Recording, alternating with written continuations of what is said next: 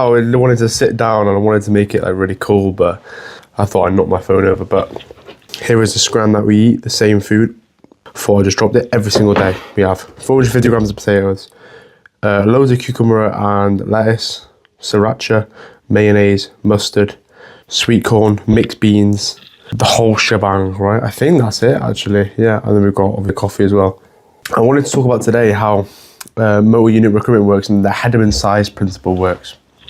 Basically the basics of how you build muscle. You always think, oh, you need to build muscle, but how does it actually work? Now I wanted to explain it to you because I hate the whole science-based lifting niche. I really hate it.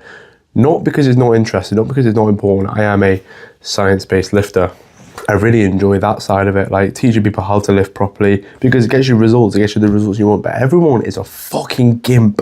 Everyone is a little fucking soy boy, bloody oat milk loser. I was watching a guy the other day and he was like, he couldn't even say the word sex or shag. He was like, your bed, he was talking about sleep and how like sleep is important. Your bed should be for sleep, and you know what? Just say like boning, just say porking or some tart. Like you don't have to fucking say like, oh yeah, you know what? Because I can't say sex because I'm a 30-year-old virgin. Do you know what I mean? So shit like that, somebody pisses me off and stuff like that. So I wanted to talk about it, but I want you to use it. One, not get too neurotic, because we know you can do that as a teenager, right? You're going to be so neurotic and worry about the minimalist details. I want to talk about the minimalist details because, you know, if you want to and can apply it, then it's important, but you don't have to apply every single thing. Apply what adds to your life, not what makes you a neurotic little loser, because you still want a social life, you still want friends, you still want a girlfriend, and you can't do that when you're worrying about fucking, I was gonna say motor unit recruitment, but that's literally what we're talking about. So anyway, motor unit recruitment, Hedman size principle, what the fuck is that? What is building muscle? How does it actually work? Metabolic stress, no. Basically, you have motor neurons and you have muscle fibers. Motor neurons are signals sent from your brain. Motor neurons transport signals sent from your brain to the muscle fibers so that they can be recruited and then perform an action like curling a dumbbell, a contraction or a movement. That is how you contract, that is how a muscle moves in general. And a motor neuron and a muscle fiber together, so one motor neuron transporting a signal to a specific muscle fiber, is known as a motor unit. And the more of these motor units you can recruit, the more muscle you will then be able to build. Now, Hedman size principle describes what type of muscle fibers we can recruit, depending on how hard we train, how intense the workload is. The size principle is like this: the more intense and more, the more intense and more a heavier workload, the larger muscle fibers we'll be able to recruit. And we want to recruit the largest muscle fibers so then they can grow and then we can build muscle on our frame. There's no point. This is why you don't build muscle by doing this. I'm not going to build muscle by doing that. Even though I did wrist supination and flexion of my elbow, I'm not going to grow muscle from that because the weight is so light of this coffee cup, the weight is so light of the tiny little cooked, absolutely cooked. The weight is so light of the tiny little spoon that it's not going to recruit the large muscle fibers that I want to grow. It's going to recruit the type 1 muscle fibers, which are the smallest ones, which will add nothing to your frame. It goes from type 1 to type 2A to type 2X. The more type 2X, the largest ones that we can recruit, the more muscle we're going to build. So that's why you need to train with very, very heavy workloads under high intensity. Now, what's the difference between training with higher rep ranges and high intensity and lower rep range with high intensity? Because clearly, as long as it's high intensity and I'm achieving close to, if not till failure, then there's no difference.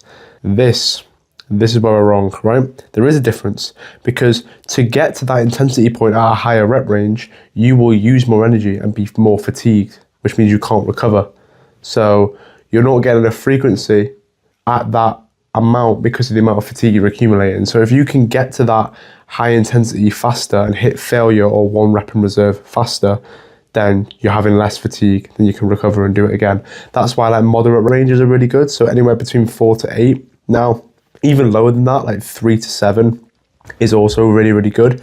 I wouldn't recommend that for even new or intermediate lifters, purely because you struggle to maintain good form. It's all good recruiting motor units and stuff like that, but you actually want to target the muscle in the specific plane of motion. That's why we do specific exercises. Like, that's why you do a lat raise for your lats, right? Because I'm just so fucking hungry. That's why you do a lat raise for your lats, because you need to carry out the muscle's function so you can recruit motor units of the muscle you're trying to target. Yeah, you understand? So that's what it is. Basically, learning how motor unit recruitment works, how you can actually access the fibers to grow. Henneman's size principle, so why you train so intensely. And then basically just making sure that you don't over fatigue and then accumulate loads of fatigue, and make sure you recover properly by doing particular rep ranges. And then just make sure your form's good. I feel like I wanted someone else to talk about here, but yeah, just make sure your form's good. Like, record your form. No one's gonna fucking look at you. Every time I've recorded myself in the gym, like, I've probably done it like 100 times by now, no one said a single word. If anything, people are like encouraging it. They're like, oh my God, that's pretty cool. You can also go to a gym that like bodybuilders go to or advanced trainees go to, and they'll understand. There's a gym like 25 minutes away that I haven't considered going to just because it's so far away. I could probably now, because I'll just record while I drive. That could be a good idea. But I've not considered it because, well, convenience, right? Like I talk about this all the time. Make it as easy and convenient for yourself as possible. It's super convenient for me to go to the gym 5 minutes away. I'm never going to be in a rush for time when it's around the corner. But I might be in a rush for time and allow myself to skip and like make an excuse for myself if it becomes that extra 20 minutes away. Do you know what I mean? So like that added level of friction by the fact that it's further away could cause me to be less consistent. So there's that as well. So that's why I haven't considered it, but I might, because it then allow me to record more on my potato of a fucking camera. I need to get a new camera. I am going to get a new camera. I'm probably going to get an iPhone 15. Maybe. It's about time I got to an iPhone. I'm an Android fucking user. Basically a virgin, obviously, if I use an Android. But yeah, the reason why I've got such a small spoon, a little tactic for you, is instantly you reduce the amount of how big the forkfuls are, the spoonfuls are of every bite. And obviously, chewing is a habit, so you'll still chew the same amount. So you're actually taking longer to eat it by reducing the size of the utensil you're using. So it'll keep you fuller for longer. It tricks your body into thinking that you've ate more food than you actually have. So that's why I'm eating with a fucking teaspoon. But it's fucking no-brainer. Like, it's actually a fucking insane trick. Along with the boiled potatoes for increased satiety, and like cutting's fucking easy. I've got 2 weeks left of my holiday, so oh my God, you're gonna see my physique on holiday, and oh my God, I'm gonna mog the shit out of everyone. There's like a couple people there that went last year, a couple tarts, and they're going to see me again, and just, I hope they're like impressed by the amount of physique and muscle that I've built, because I'm absolutely wham. But obviously don't turn this into being gimp, being like, "Yeah, look at my muscles." No, use it in an attractive way. Don't let that be the only thing in your personality, because you're a teenager. You don't want to be seen as a gimp, or like you don't want a shit social life. So make sure that you are a quote unquote nerd for caring about studies and caring about science-based lifting. You don't have to tell anyone, for a start, and two, just use it to and not tell anyone, so that it all seems natural and you seem like a cool guy, you know, because most of us are nerds. Speaking of, honestly, I'm this is what my laptop's here for. I don't know if you can see that, but my laptop's here because I'm trying to learn more about science-based lifting so I can teach the boys. It's so gatekeeping. Everyone gatekeeps it. I message like some people that talk about it. I'm like, oh, where'd you get your knowledge from? Like, help me, like, get me some sources, and I'll learn it myself. I don't need anything from you. Just where'd you get your sources from? Go and book my coaching call. Spend £1,200. And I don't want your coaching. I don't want your training program. I'm fine. I just want to learn more about this topic. And no one tells you. This is what I'm going to do. I'm going to make my fucking product so good and such easy access to like biomechanics, kinesiology, sorry. I'm going to make it so accessible to everyone that's interested, that's getting into science-based lifting, that you come to me. Like, I'm sick of it being like this fucking taboo, vague thing of like only a couple people know about it and that's it. No, I'm going to make it so easily accessible so anyone can learn about it for so cheap instead of buying fucking coaching. I'm sick of it. I hate it. So that's going to be coming. That's probably what I'm going to do in the future. But yeah, I just wanted to rant about motor unit recruitment while I eat, and how the science-based lifting community is full of gimps, basically. But yeah, this whole bowl is like 450, 500 calories. It's insane.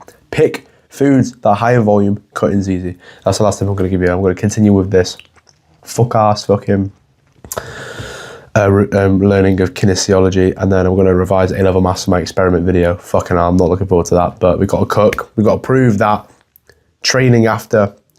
revising after training makes you retarded. I've got to prove that. And then, yeah, I've got fuck-ass cold, but yeah. I want to make a cool fucking catchphrase, bro, that I can say at the end. but I'm just not that fucking witty. Like, what would I say at the end? Just like the M word. That's what I get remembered for, yeah. Class. No, what would I actually say at the end? But I buy Pookies. No, I'll say hi Pookies at the start, but I forgot. But I don't know what to say at the end anyway, but yeah, I'll see you later, boys. I'm gonna go lock in.